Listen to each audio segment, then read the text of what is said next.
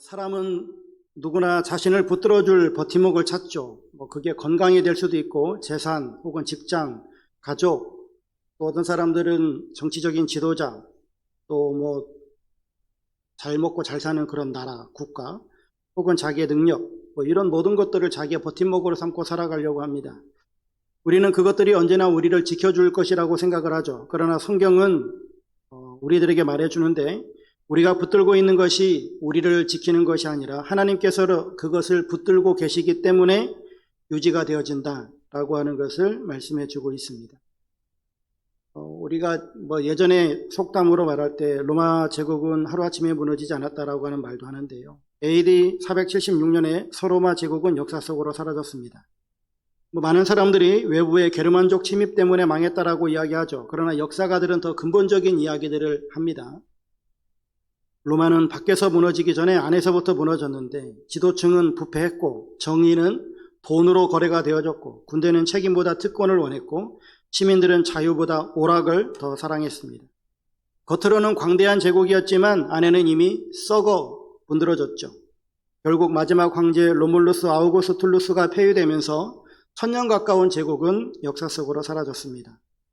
조선도 비슷하지 않던가요? 임진왜란과 병자호란보다 더 심각했던 것은 탐관오리의 부패였습니다. 백성들은 굶주렸지만 권력자들은 자기의 이익을 챙겼죠. 정치는 당파 싸움에 빠졌고 나라보다 자신의 가문을 더 우선했습니다. 외세는 그 틈을 파고들었죠. 역사는 늘 같아요. 반복되는 것 같습니다. 밖의 적보다 안의 죄가 더 무섭다라고 하는 것이죠. 이사야가 보던 예루살렘도 바로 그런 모습이었는데 이사야는 우시야, 요담, 아하스, 히스기야 왕 시대에 활동한 선지자입니다. 오늘 본문은 특별히 우시야 시대 이후 사회를 배경으로 하고 있는데 우시야 왕은 오랫동안 나라를 강하게 만들었습니다. 경제는 번영했고 군사력도 막강했습니다. 그러나 번영은 하나님을 향한 겸손을 낳지 않았습니다. 오히려 교만을 낳았죠. 우시야는 결국 대제사장만이 할 수 있는 분향을 자기가 하려고 하다가 하나님의 심판을 받아서 나병에 걸렸습니다. 왕의 교만은 백성의 교만이 되어졌고 지도자들은 정의를 잃어버렸고 백성들은 물질과 권력을 추구했습니다. 이러한 영적 타락이 결국은 국가적 심판으로 이어졌다라고 하는 것이죠. 이사야 3장은 그 심판이 어떤 방식으로 임하는가라고 하는 것을 우리들에게 보여주는데 오늘 하나님께서는 왜 우리의 시스템을 흔들고 있는지 세 가지 차원에서 좀 살펴보려고 합니다.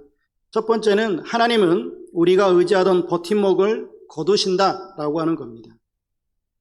본문 1절은 말해주고 있는데 보라 주 만군의 여호와께서 예루살렘과 유다가 의뢰하며 의지하는 것을 제하여 버리시되 여기서 선지자는 하나님을 주 만군의 여호와로 부릅니다.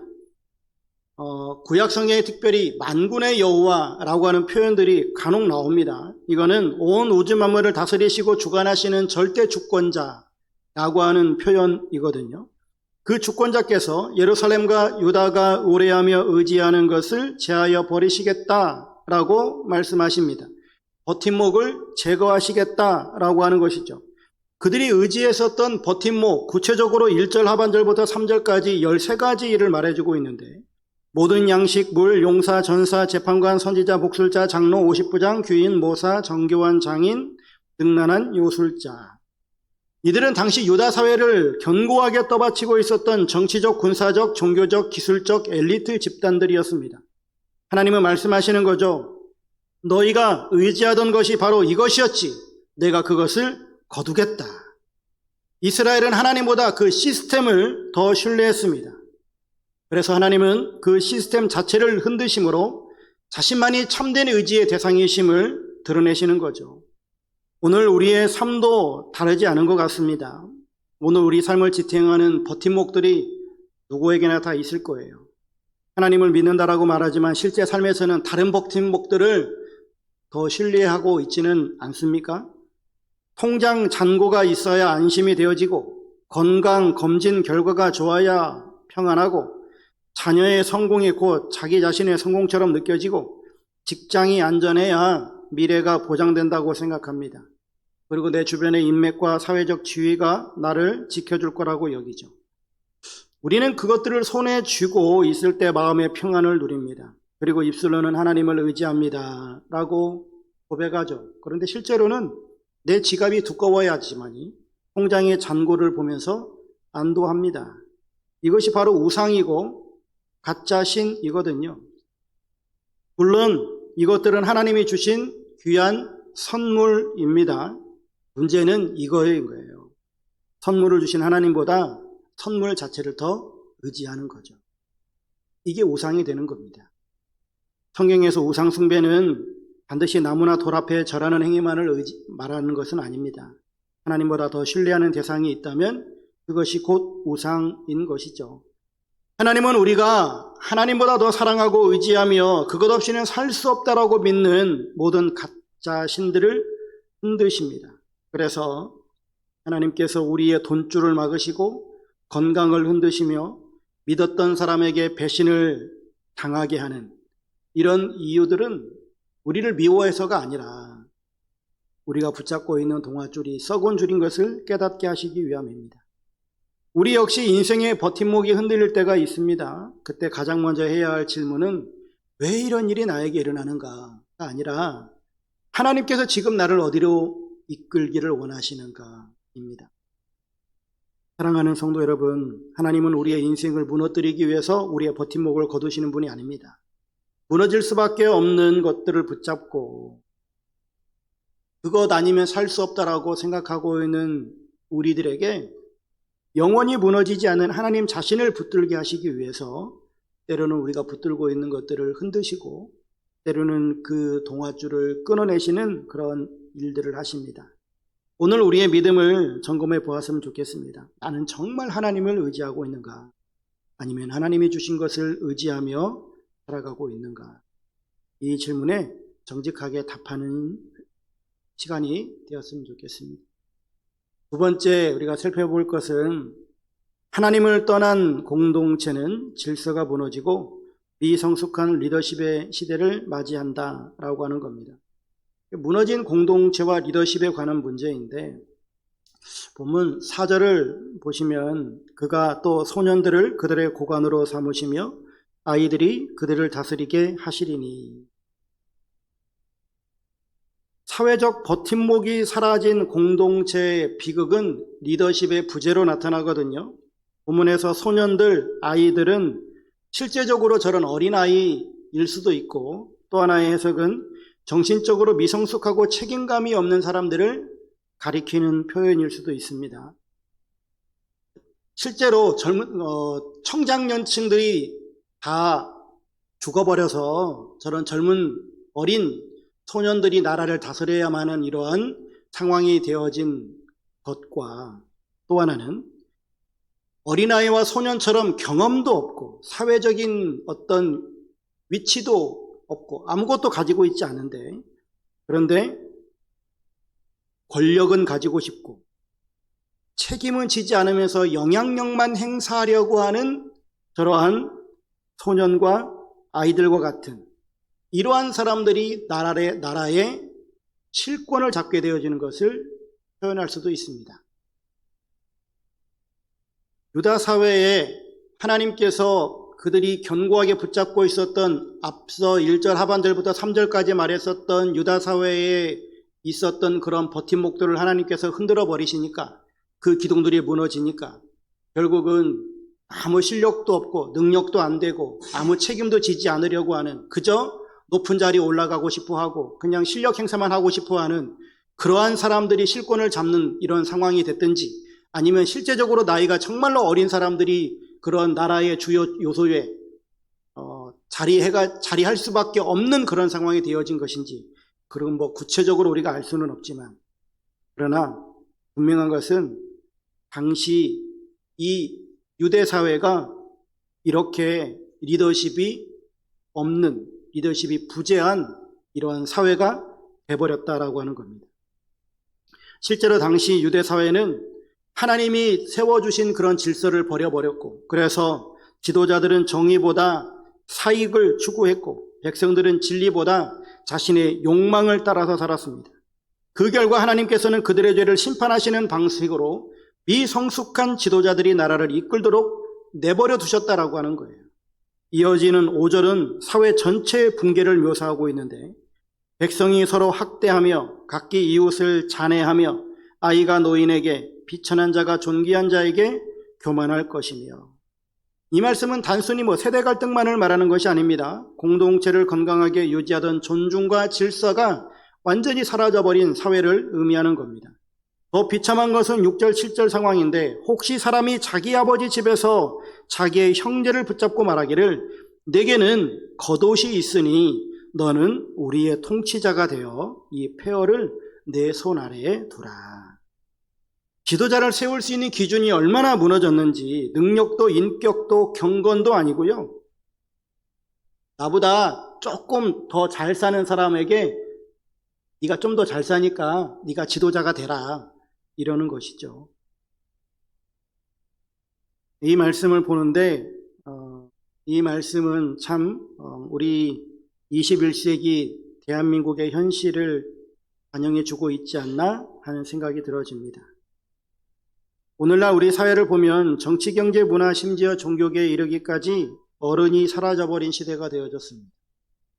진짜 어른, 즉 공동체의 아픔을 내 아픔으로 여기면서 눈물로 기도하고 자기를 희생하여서 갈등을 중재하는 참된 권위가 보이지 않습니다.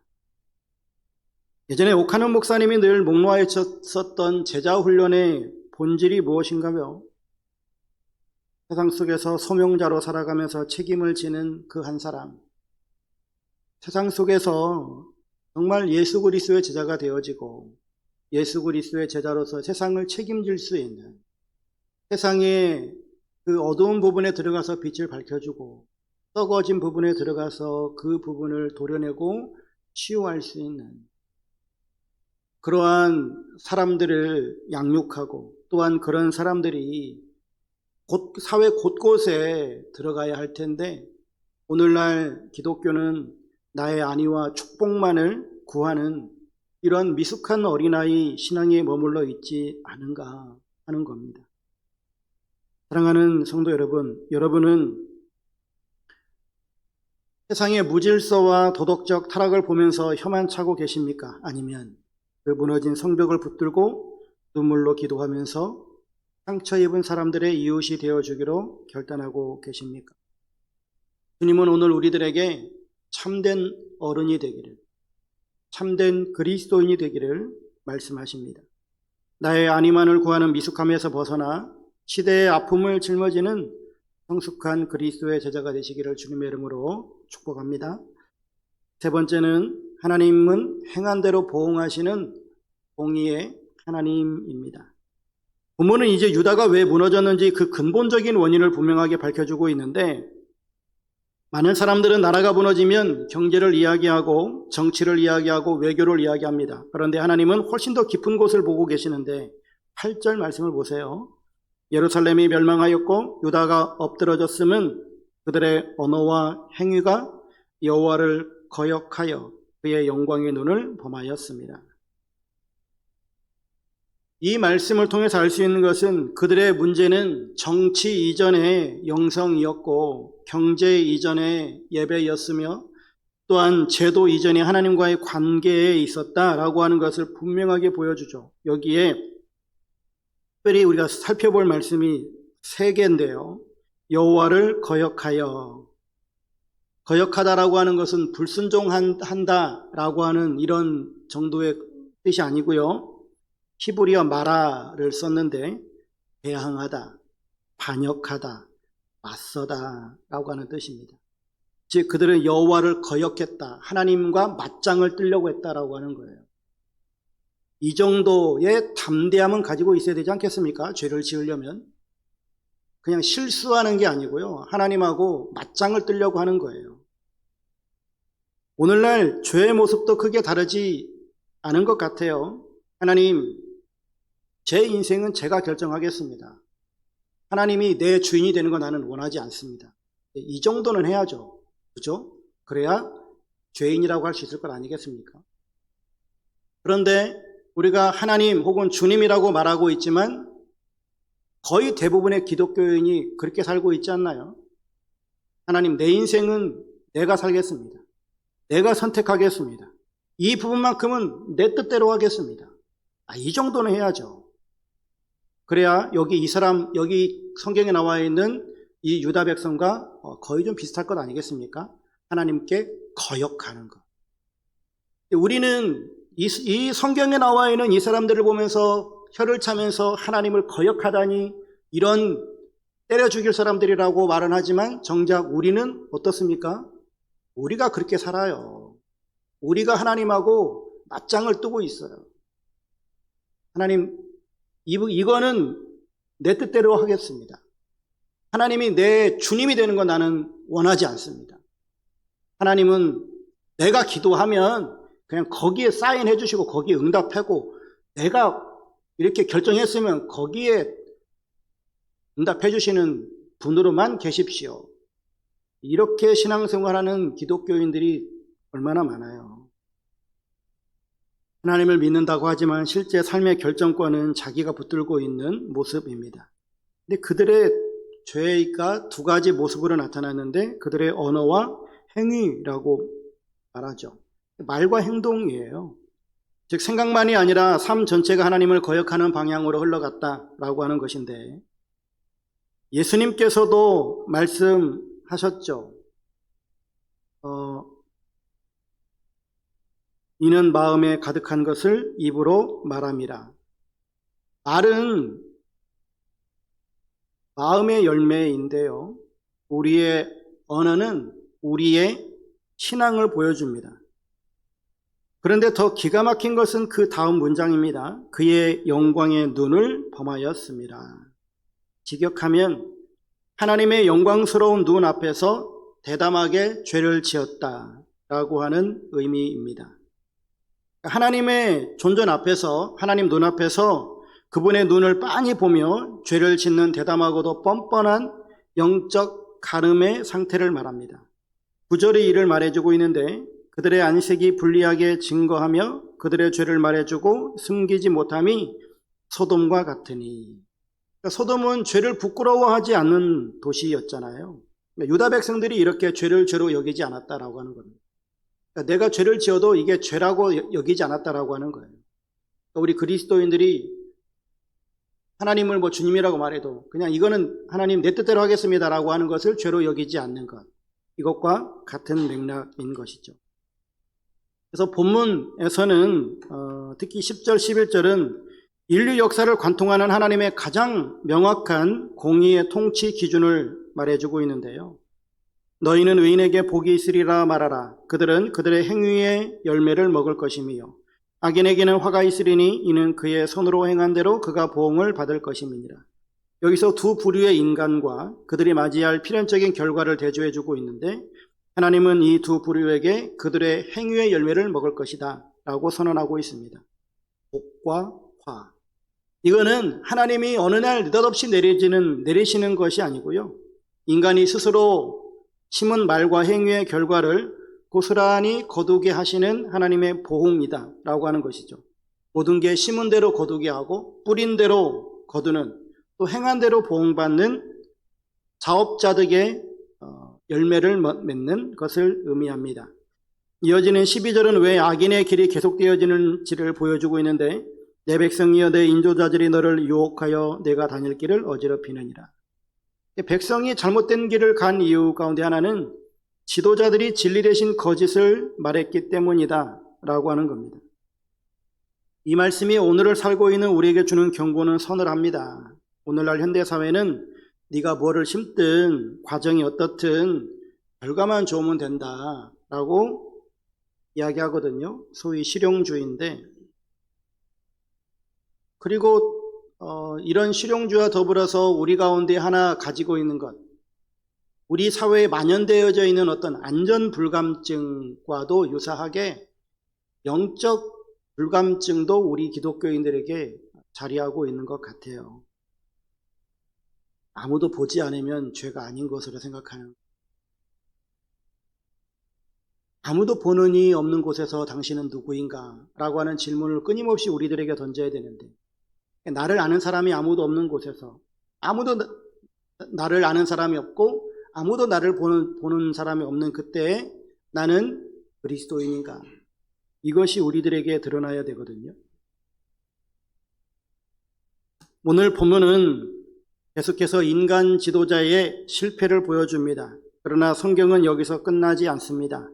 이사야서 전체가 우리들에게 말씀하시는 것, 그것은 결국은 한 왕을 바라보게 합니다.